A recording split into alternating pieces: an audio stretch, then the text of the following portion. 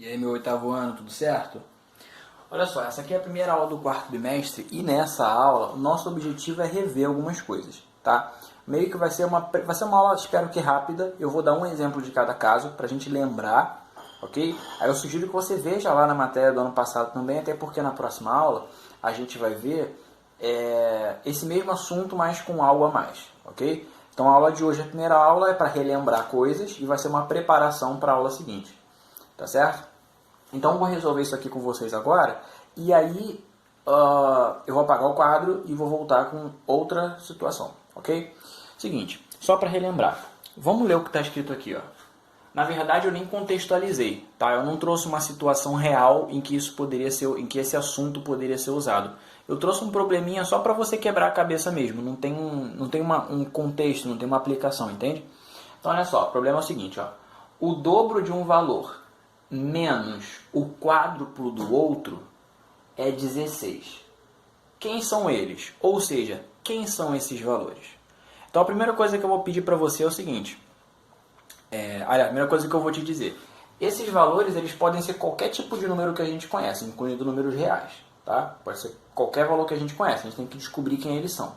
Então a primeira coisa que eu te peço é o seguinte, dá uma pausa no vídeo e tenta montar esse problema, montar a sentença matemática que traduz esse problema. Pensa aí, pausa aí e pensa. Pensou? Se não, pausa o vídeo, já falei para pausar. Seguinte, se a gente for parar para pensar, o dobro é alguma coisa vezes 2. E o quádruplo é alguma coisa vezes 4, certo? Só que ali, olha o que eu estou dizendo. Estou dizendo o seguinte, ó, o dobro de um valor, sei que valor é esse? Não. Menos o quádruplo de outro valor, sei quem é esse outro valor? Não. Aí, o que eu vou fazer? Eu vou fazer isso aqui, ó.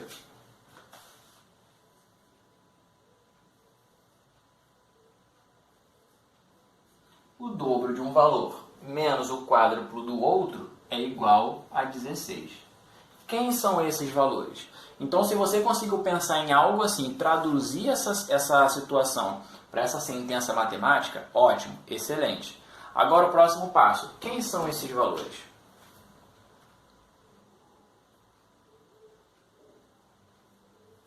Bom, a resposta é a seguinte. Depende. Como assim depende? Depende. Depende de quem é cada um deles. E cada um deles depende de quem é o outro deles. Confuso? Nem tanto. Porque olha só, um depende do outro. Eles são codependentes, certo? Ou seja, o valor de n depende do valor de x. E o valor de x depende do valor de m. Eu tenho aqui um caso de uma equação do primeiro grau com duas variáveis. Isso significa que, como são variáveis, esses valores mudam. Mas eles mudam sempre um dependendo do outro. Um ligado ao outro, um atrelado ao outro. Certo? E aí como é que a gente vai lidar com isso? A gente vai lidar com isso da seguinte forma.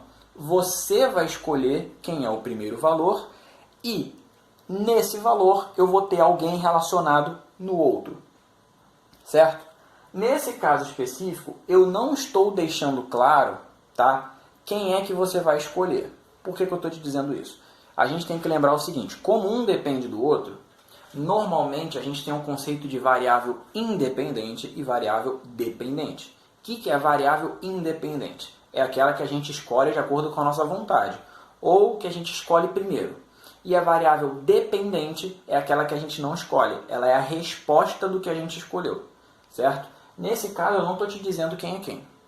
Como eu não estou te dizendo quem é quem, a gente vai assumir, certo? A gente vai pensar o seguinte, que a independente é o m e a dependente é o x. Por que sempre tem que ter essa relação de quem vem primeiro? Porque a solução dessa equação ela é vista como um par ordenado. Por que par e por que ordenado? Par porque eu tenho dois valores desconhecidos. Então, uma solução dessa equação vai dar sempre dois valores. Um para m e um para x. E por que ordenado? Porque existe uma ordem para a gente dar essa solução. Porque senão, olha só, vamos dizer, primeiro você escolhe o valor do x, aí depois você descobre o valor do m. Aí depois você faz o contrário, você escolhe o valor do m para descobrir o valor do x. Quando você for escrever a resposta, a tua primeira resposta vai estar assim, ó. Você primeiro escolheu o valor do x e depois o valor do m. Tua segunda resposta, você vai ter escolhido o valor do m e depois o valor do x. Vai estar ao contrário, fica confuso para quem lê. Confuso para você também, se você for ver depois. Então, o que eu sugiro? Sugiro que quando não estiver claro no problema quem é independente e quem é dependente, que você escolha. Você escreve assim, ó, variável dependente é tal. Quando você for escrever as respostas, as soluções, você vai sempre começar escrevendo por ela, que é a independente. E a dependente vem depois, tá? E aí você escreve. Quando o problema vier dizendo quem é, aí você faz na ordem que o problema der. Lembrando, nem sempre o problema vai te dizer claramente a independente é essa e a dependente é a outra. Não, questão de interpretação às vezes. Então fica ligado aí. Bom, o que eu vou fazer? Eu vou fazer o seguinte, ó, eu vou fazer uma tabela. Uma tabela. Que tabela? É essa tabela aqui, ó. Como é que isso funciona? Eu vou escolher um valor para m, esse valor para m tem um correspondente em x. Vou escolher outro valor para m, esse outro valor para m terá um correspondente em x, e por aí vai. Essa é a ideia. Então, o que a gente vai fazer? A gente vai reescrever essa equação ali, só que com um buraco no lugar do m, tá certo? Na verdade, eu já vou fazer o seguinte, ó. Como eu quero descobrir o valor do x, não é isso? Eu vou isolar o x de cara, tá? Vou deixar ele sozinho. Então, o que eu vou fazer é o seguinte, ó. 4x passa para cá positivo e o 16 passa para lá negativo, certo? Vai ser isso aqui, ó. Ih, caramba. Ó, 2m menos 16 igual a 4x. Eu só manipulei. Mais ainda, se eu vou escolher o valor do m e quero descobrir quem é o x que se relaciona com ele, o que eu vou fazer? Eu vou passar esse 4 para cá dividindo. Então vai ficar isso aqui, ó.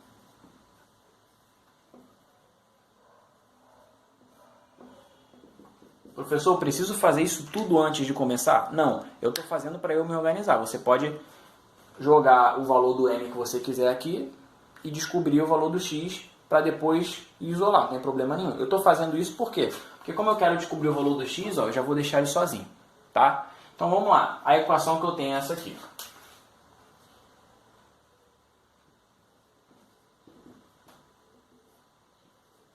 Eu vou trocando os valores do m. Então, olha só, vou escolher um valor qualquer para o m, tá? Eu vou escolher 0 para o m, ou seja,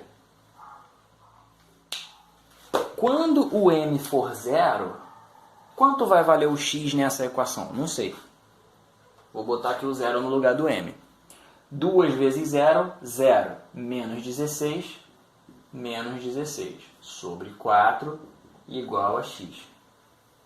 Quanto é menos 16 dividido por 4? Menos 4 é x. Ou seja, nessa equação, se o x é 0, se o m for 0, o x é menos 4. Essa é uma solução que a gente representa assim, entre parênteses, variável independente, vírgula, variável dependente. Tá? Então eu escolho o valor para uma e nesse valor eu vou escolher o da outra relacionado. Lembrando, nessa equação, o m pode ser 0 e o x pode ser outra coisa? Não, o x sempre será menos 4 quando o m for 0 e vice-versa. Se eu resolvesse escolher primeiro o x e escolhesse menos 4 para o x, eu encontraria outro valor aqui além do zero? Não. Então essa é uma solução fechadinha, eles andam sempre juntos nessa equação aqui e nessa ordem. Tá? Então agora eu vou escolher outro valor para m. Ó, tudo que dependeu do m eu estou apagando aqui. Eu vou escolher para o m agora 8. Quando m for 8 nessa equação, quem vai ser o x? Não sei. 2 vezes 8, 16. Menos 16, 0. 0 dividido por 4, 0. Opa! Então, nessa equação, quando m for 8, o x vale 0. É outra solução dessa equação. Sempre nessa equação que o m vale 8, o x vai valer 0 e vice-versa. Tá? Vou escolher outro valor. 4 positivo. Opa, que é o resultado. 2 vezes 4, 8. 8 menos 16 dá menos 8, não é isso? Então aqui vai dar menos 8. Menos 8 dividido por 4 dá menos 2. Tá aqui, ó. Sempre nessa equação que o m for 4, o x vai ser menos 2. Aqui é outra solução. Posso brincar disso eternamente? Posso. Posso, nesse caso, usar números decimais, números positivos, números negativos, raiz quadrada? Posso. Você tem que ficar atento ao conjunto universo. Lembra o que é o conjunto universo? É o conjunto de valores que eu posso ter como solução, como raízes, tá? Então, se nessa equação eu dissesse que você só pode usar números naturais, você jamais poderia admitir essa solução aqui, porque tem um número negativo nela. Você jamais poderia admitir essa solução, porque apesar de eu ter um número natural, eu tenho um negativo. Tem que estar atento a isso. Essa aqui eu deixei livre. Todas elas a gente vai deixar livres esse ano, tá? Mas lembra que existe a restrição, se você for pegar um caso qualquer aí ou em outro lugar que seja, tá? Então o que eu queria que você lembrasse? Que existem equações de duas variáveis e que elas podem apresentar infinitas soluções, que é o caso dessa, certo? Essas soluções são pares ordenados, tá? Então aqui você pode ficar eternamente brincando disso. E aqui eu peguei alguns pares como solução. E como é que a gente lida? Pega a variável independente e se pergunta: se essa variável for tal valor, quem será a outra? Se essa variável for outro valor, quem vai ser a outra variável? E por aí vai. É assim que você encontra as soluções. E lembrando, eu não precisaria fazer essa manipulação antes de resolver. Eu poderia jogar aqui direto. Ó, por exemplo, o zero foi o primeiro, né? 2 vezes 0, 0. 0 menos 4x igual a 16. Ou seja, menos 4x igual a 16. Menos 4 vezes quem dá 16? Menos 4 vezes menos 4. Aqui, ó. Menos 4 vezes menos 4, 16. Eu não precisaria fazer isso aqui. Eu fiz para me facilitar, tá? Então, lembramos o que são equações de duas variáveis? É isso. Agora, quando você tem duas equações de duas variáveis, que esse é o foco do nosso assunto, quando você tem duas equações de duas variáveis, e essas variáveis são as mesmas nas duas equações, como é que a gente lida com isso? Vou dar uma pausa e vou voltar com o quadro preenchido, ok? Vamos lá então. Ó, aqui eu já trouxe uma situaçãozinha mais contextualizada. Seguinte, Luiz comprou 3 lápis e uma caneta na Santa Papelaria, na Papelaria Santa, para não fazer propaganda de papelaria aqui na verdade. Então, ó, comprou 3 lápis e uma caneta na Papelaria Santa, gastando R$6. Isabelle comprou, no mesmo lugar, 2 lápis e 3 canetas, gastando R$11. Quanto custa cada item? Repara, no caso do Luiz, eu estou comprando duas coisas que eu não sei o valor. Mas eu sei que somando as quantidades das duas coisas, eu tenho um valor total. No caso da Isabelle é igual. Eu compro os mesmos 2 itens, não sei os valores deles, mas eu sei que quantidades deles dois resultam em um total. Aí eu te pergunto, quanto custa cada item? Repara, esses itens agora eles vão ter um valor fixo. Certo? Eu tenho 2 itens que eu não conheço o preço, então, se eu fosse olhar para o caso do Luiz, eu poderia ter infinitas soluções. Poderiam ser infinitos valores diferentes, desde que não fossem negativos, porque não existe valor de compra negativo. Então, por exemplo, se eu olhar só para o caso do Luiz, olha, a caneta poderia custar uma coisa e o lápis outra, qualquer valor que fosse, desde que essa soma aqui de 3 lápis e uma caneta fosse R$6. Se eu olhar para o caso isolado da Isabelle, lápis e caneta poderiam custar qualquer coisa, desde que 2 lápis e 3 canetas custem R$11. Se eu olhar os casos isolados, eu vou ter o caso em que esses caras podem ter qualquer valor, desde que a soma seja aquela. Mas a partir do momento em que eu junto as duas situações e digo o seguinte, que é na mesma papelaria, é no mesmo lugar e que eles têm o mesmo valor, a questão é, eu tenho duas equações de duas variáveis, só que eu quero a solução que é a mesma para as duas. Ou seja, qual é a solução da equação do Luiz que também serve para a equação da Isabelle? Por que é a mesma solução para as duas? Lembra do que eu falei? Se olhar para cada um isolado, lápis e caneta podem ter qualquer valor, desde que essas somas sejam R$6 e R$11. Pode ter qualquer valor. E você pode fazer o teste. Pode ser qualquer valor mesmo. Positivo. Agora, se eu juntar as duas situações, é como se fossem engrenagens. A engrenagem da equação do Luiz está girando. Tipo assim, a cada giro é uma solução diferente. Tem várias soluções. Imagina aquelas aquelas mandalas, sabe o que é mandala? Aqueles círculos com vários símbolos assim, com desenho, né? Que normalmente tem uma coisa mística, alguma coisa assim. Então, imagina que você está girando e aí a cada momento aqui em cima está passando um símbolo diferente, é como se fosse uma solução diferente. E a da equação da Isabelle, pensa nessa analogia também com uma mandala, ela está rodando com vários símbolos passando. Quando eu junto as duas é o seguinte, eu quero um momento em que as duas vão se encaixar no mesmo símbolo. É isso que eu quero. Aí como é que eu vou traduzir? Eu vou traduzir o seguinte, ó. 3 lápis mais uma caneta deu R$6. Enquanto 2 lápis e 3 canetas deu R$11. Eu quero juntar essas informações. Meus queridos, isso aqui é o que a gente chama de sistema de equação. O que é um sistema de equação? É um caso em que a gente junta mais de uma equação de algumas variáveis e a gente quer descobrir a única solução que serve para todas. Como eu tenho duas variáveis, eu vou ter duas equações. Então, é um sistema de duas equações de duas variáveis em que os valores têm que ser os mesmos nas duas. Tá, e aí como é que eu lido com isso? Bom, eu quero que você pause e pense, tente lembrar da sua memória ou tentar ver o que você pode fazer para resolver isso aí, para encontrar quem são esses valores. Se você pausou e não lembrou, vamos ao que interessa. Olha só, eu vou resolver isso aqui de duas formas, tá? E eu vou dar só esse exemplo porque isso é só para a gente lembrar. Vai ter os exercícios, você vai fazer, mas isso aqui é para a gente lembrar, tá? Então, olha só, a gente pode resolver de duas maneiras. A primeira maneira de resolver é o método da substituição.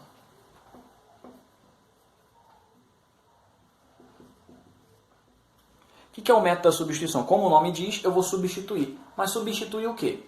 Eu meio que vou jogar uma equação dentro da outra. Eu vou botar uma dentro da outra, fazendo uma substituição de valores. Olha só, eu vou reescrever aqui, ó.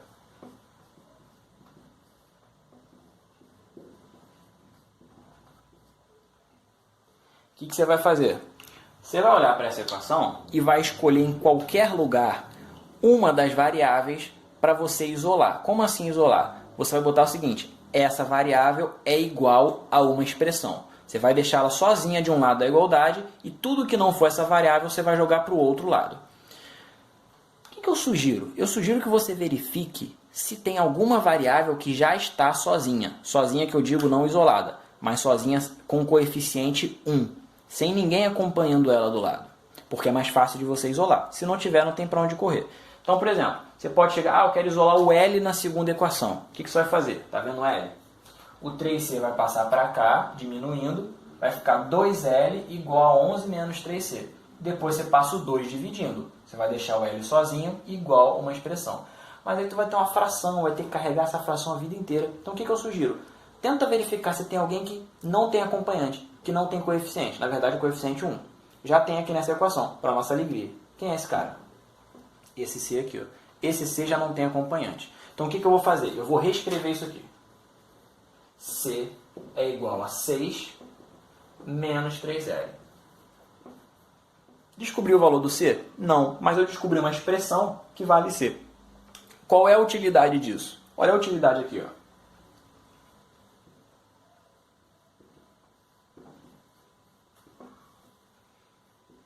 Eu vou usar isso aqui na outra equação, na equação que eu não mexi. Tá? Então eu vou usar nessa equação aqui, ó.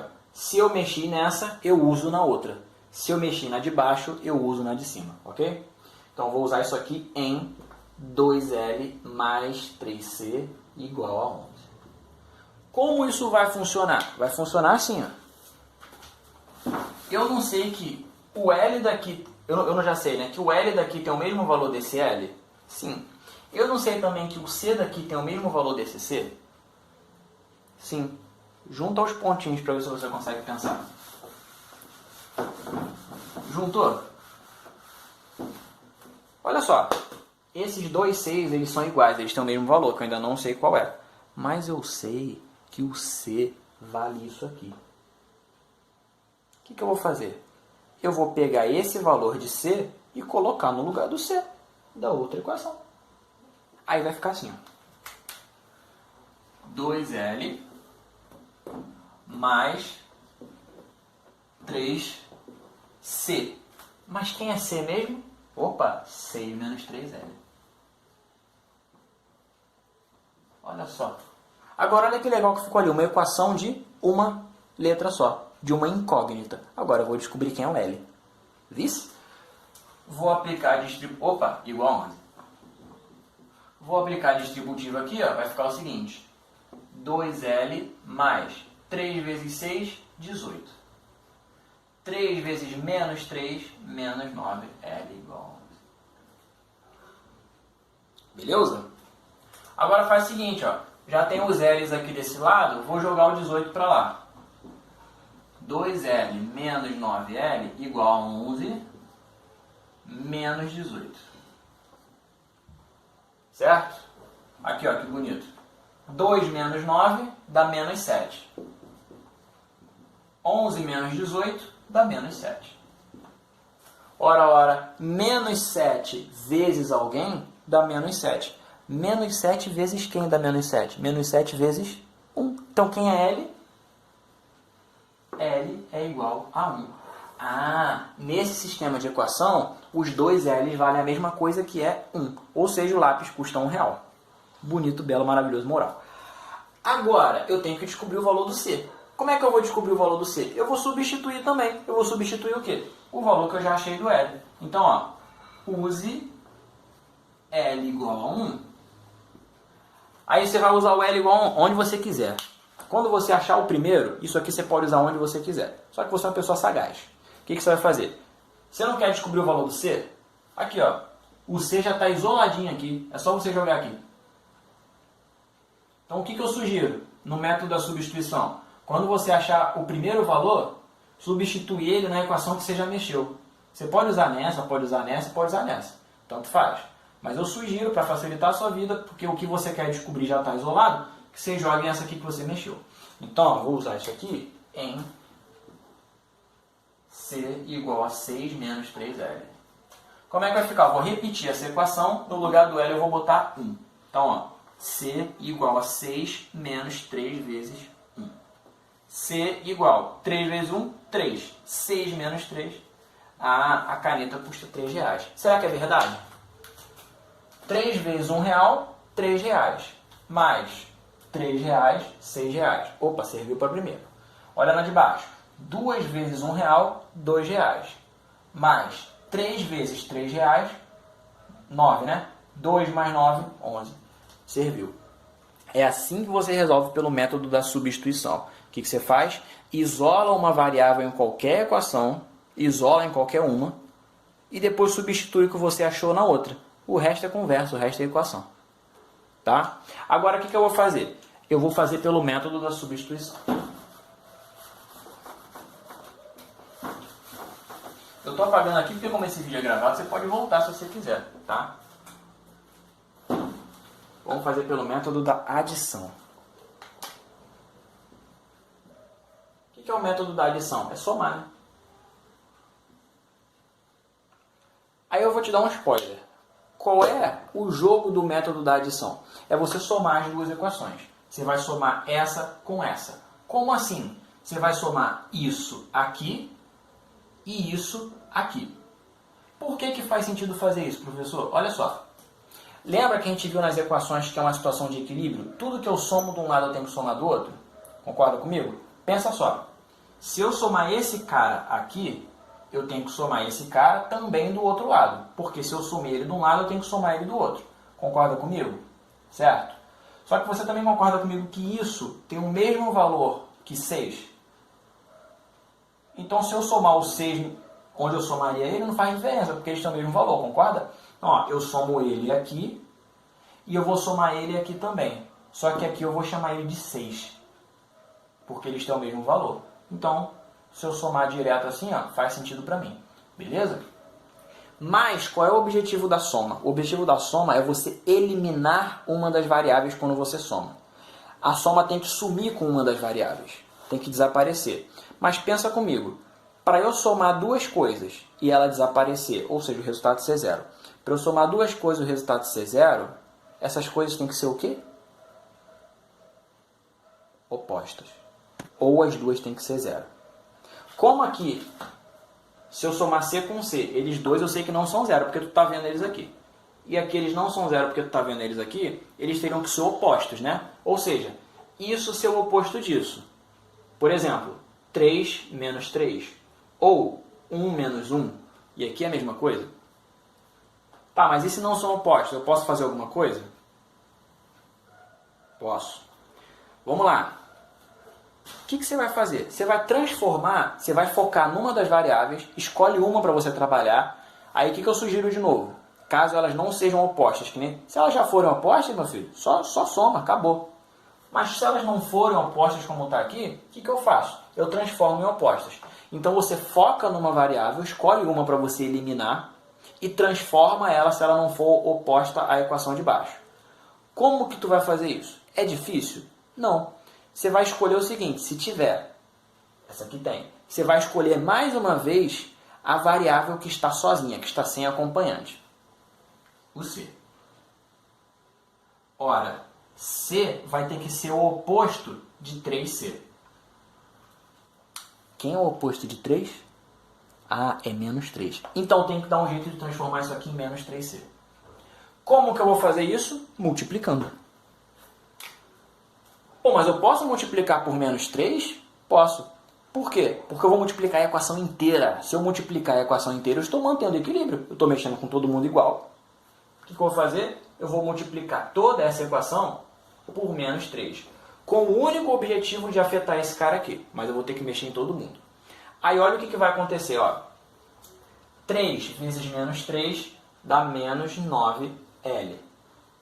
1 vezes menos 3 dá menos 3C.